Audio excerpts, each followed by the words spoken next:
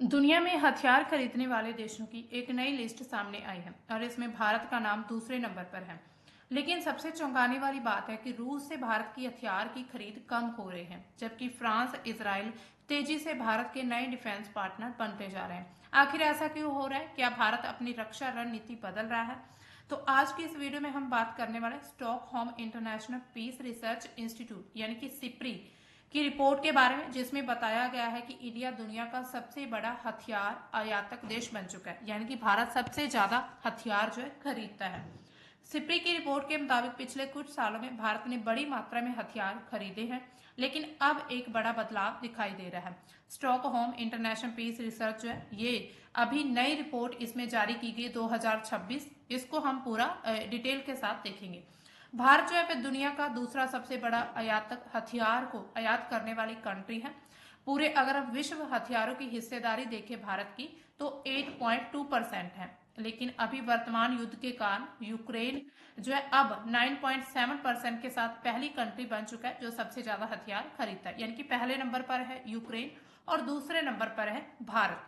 इसके अलावा कुल आयात में कुछ गिरावट देखी गई है, 4% तक जो है गिरावट हुई है पिछले 5 वर्षों में। 2016 से 20 की तुलना में हालिया अवधि 2021 से 25 में भारत ने कुल रक्षा आयात में 4% की कमी दर्ज की गई है। यानी कि जितना भी हम डिफेंस के लिए बाकी कंट्री से जो इंपोर्ट करते हैं हथियार वगैरह, जो भी अपना सिस्टम होता है डिफेंस सिस्टम, उनसे 4% जो है जो 2016 और 20 में हम इंपोर्ट करते थे उसमें लेकर अब जो है 2021 से 25 के बीच 4% की कमी दर्ज की गई है।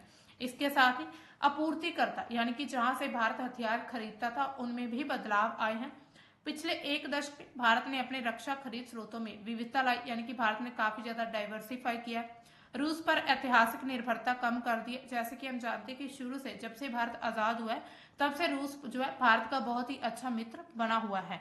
और अब जो है हम रूस से बहुत ही कम इंपोर्ट कर रहे हैं और हम वेस्टर्न कंट्रीज की तरफ हमारा झुकाव ज्यादा देखने को मिल रहा है। इसमें जो है बहुत सारी वजह भी बताई जा रही है कि क्यों कम हो रहा है, जैसे कि रूस यूक्रेन युद्ध के कारण सप्लाई में देरी हो रही थी भारत को। इसके अलावा भारत की एक नई नीति बताई जा रही है कि भारत जो है बहुत सारे देशों से हथियार खरीद रहा है ताकि किसी एक देश पर डिपेंड ना रहकर, जैसी अभी जो सिचुएशन बनी हुई है, मध्य पूर्व में युद्ध चल रहा है, तो उसमें क्या है कि भारत अब जो मध्य पूर्व से ऑयल इंपोर्ट करता था वो बाधित हो चुका है। तो इसके लिए भारत ने अब जो है डाइवर्सिफाई करना शुरू किया। तो रशिया से फिर से भारत ने जो है तेल खरीदना शुरू कर दिया।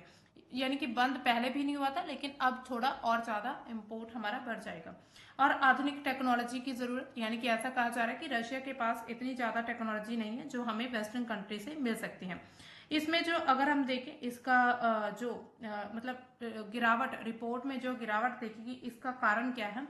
आंशिक कारण है कि भारत जो है, ऐसा बताया गया रिपोर्ट में कि भारत जो है वो अपने स्वदेशी हथियार बना रहा है, यानी कि स्वदेशी रक्षा उत्पादन को बढ़ावा दे रहा है। इसमें हथियारों की आपूर्ति के लिए रूस पर नई दिल्ली की जो भी पुरानी निर्भरता थी उसमें गिरावट देखी गई है। इसके अलावा भारत के रक्षा आयात में रूस की हिस्सेदारी में लगातार कमी हो रही। इसका मतलब सवाल उठता है, क्या रूस के साथ हमारे जो रिश्ते हैं वो खराब हो रहे हैं? क्या रूस के साथ हमारी दोस्ती कम होती जा रही? क्या रूस अब हमारा पहले जैसा मित्र नहीं रहा?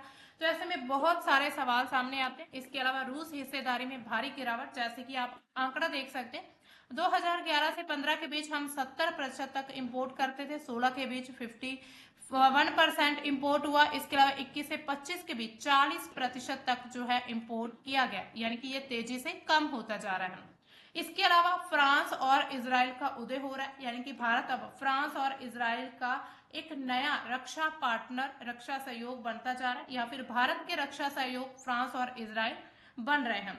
तो ऐसे में क्या है, भारत ने फ्रांस से 114 राफेल लड़ाकू विमान और जर्मनी से 6 स्वतंत्र प्रणोदन से लैस जितनी भी पनडुब्बियां उनका ऑर्डर दिया है, जो अभी भी जो है पेंडिंग है, यानी कि ये ऑर्डर अभी तक लंबा चलेगा। इसके अलावा अमेरिका से 6 अतिरिक्त P-8I ऐसे जो हमारे हथियार हैं उनको हमने खरीदने की तैयारी कर रहे हैं। इसराइल के साथ भी बहुत सारे सौदे किए जा रहे हैं। सिप्री की रिपोर्ट के अनुसार पूरे विश्व के सत्र पर 2016 से 20 की तुलना में 21 और 25 के बीच 9.2% की जो वृद्धि देखी गई है। इसके अलावा इसमें मई 2025 में भारत और पाकिस्तान के बीच जो ऑपरेशन सिंदूर हुआ था उसका भी जिक्र किया गया है। उसी के चलते भी भारत ने बहुत सारा इंपोर्ट जो है हथियारों का इंपोर्ट किया था। सबसे पहले मतलब कारण समझ रहे थे, कारण क्या कहा जा रहा है। सबसे पहले बताया जा रहा है कि आत्मनिर्भर भारत बनना है। भारत अपनी रक्षा प्रणाली को डिजाइन और विकसित करने की क्षमता बढ़ा रहा है। स्वदेशी तेजस विमान मिसाइलों के उत्पादन से विदेशी आयात की कमी हो रही है, यानी कि आयात करने में हमें आवश्यकता नजर नहीं आ रही। गिरावट का दूसरा कारण क्या है? खरीद प्रक्रिया में देरी, आयात में यह कमी पूरी तरह से आत्मनिर्भर के कारण नहीं है। जटिल रक्षा खरीद प्रक्रिया और घरेलू उत्पादन कार्यक्रम में होने वाली देरी ने भी आंकड़ों को प्रभावित किया है। इसके अलावा अगला कारण क्या इसमें बताया जा रहा है?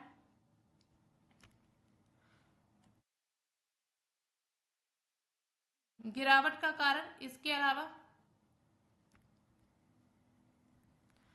क्षेत्रीय सुरक्षा चुनौतियां और पाकिस्तान भारत के लिए क्या क्या चुनौतियां? उच्च सैन्य खरीद चीन और पाकिस्तान के साथ जारी तनाव से भी प्रेरित है, यानी कि पाकिस्तान के साथ और चीन के साथ हमारे काफी तनाव बने हुए और हमें डर है कि ये कंट्रीज कभी भी भारत पर अटैक कर सकती, कभी भी भारत पर हमला किया जा सकता है। भारत के साथ युद्ध कभी भी ये छेड़ सकती, क्योंकि ये थोड़ी सटकी हुई कंट्रीज है।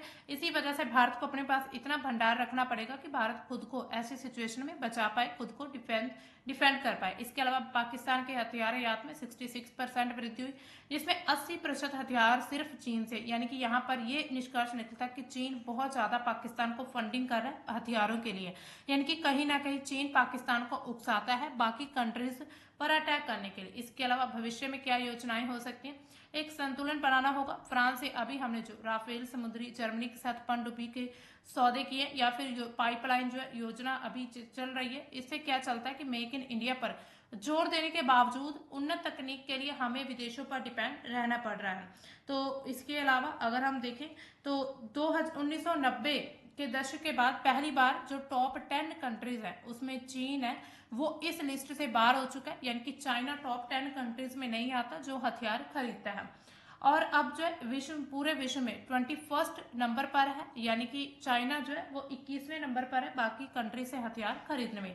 इसके अलावा बीजिंग ने विदेशी प्रणालियों को घरेलू स्तर पर जितने भी उन्होंने उत्पादन किए हैं उनको एक तरह से सफलतापूर्वक बताया है, यानी कि एक तरह से जब 1990 के दशक में जो चाइना था वो बहुत सारे हथियार जो थे इंपोर्ट करता था, लेकिन अब उन्होंने एक बहुत ही एक तरह से सक्सेस हासिल की है कि वहां पर अपनी कंट्री में ही हथियारों को जो है उत्पादित करके बाकी किसी कंट्री पर डिपेंड ना रहना। इसके अलावा निर्यात से अगर हम देखें तो चीन ने एक प्रमुख पूरे विश्व की आपूर्तिकर्ता यानी कि सप्लाई चेन में अपनी स्थिति मजबूत की है, जिसकी रणनीति जो है दक्षिण एशिया की तरफ झुकी हुई है, यानी कि दक्षिण एशिया में काफी कंट्रीज को जो चीन हथियार देता है, चीन के कुल हथियार निर्यात का 61% जो है वो पाकिस्तान ले जाता है। इसके अलावा सिप्री ने बीजिंग इस्लामाबाद के बीच इस हर मौसम में कायम रहने वाली सैन्य साझेदारी को भारत का एक चालक बताया है, यानी कि भारत जो है भारत के लिए भी खतरा एक तरह से मंडरा रहा है अभी भी, जो चीन और पाकिस्तान की दोस्ती लगातार बढ़ती जा रही है। इसके अलावा और क्या रिपोर्ट में आया कि अमेरिका ने दुनिया के सबसे प्रमुख हथियार आपूर्तिकर्ता के रूप में अपनी स्थिति मजबूत की है, यानी कि जो अमेरिका है वो भी एक तरह से आपूर्तिकर्ता यानी कि हथियार बेचने वाला एक बहुत बड़ी कंट्री बन चुका है। इसके अलावा 2016 और 20 के बीच और 21 और 25 के बीच जब कंपेयर किया गया तो 27% तक वृद्धि की गई थी निर्यात में। इसके अलावा 2 दशकों पहले पहली बार यूरोप अमेरिका हथियारों का संगठन बना था, यानी कि उनका एक तरह से संगठन बना था जहां पर कुल अमेरिकी निर्यात का यानी कि जो अमेरिका अपना इंपोर्ट करता था उसका 38% यूरोप को मिलता था, क्योंकि इस क्षेत्र में जो हथियार की जरूरत थी वो और ज्यादा बढ़ गई थी, क्योंकि वहां पर जो है क्षेत्रीय युद्ध बने हुए थे।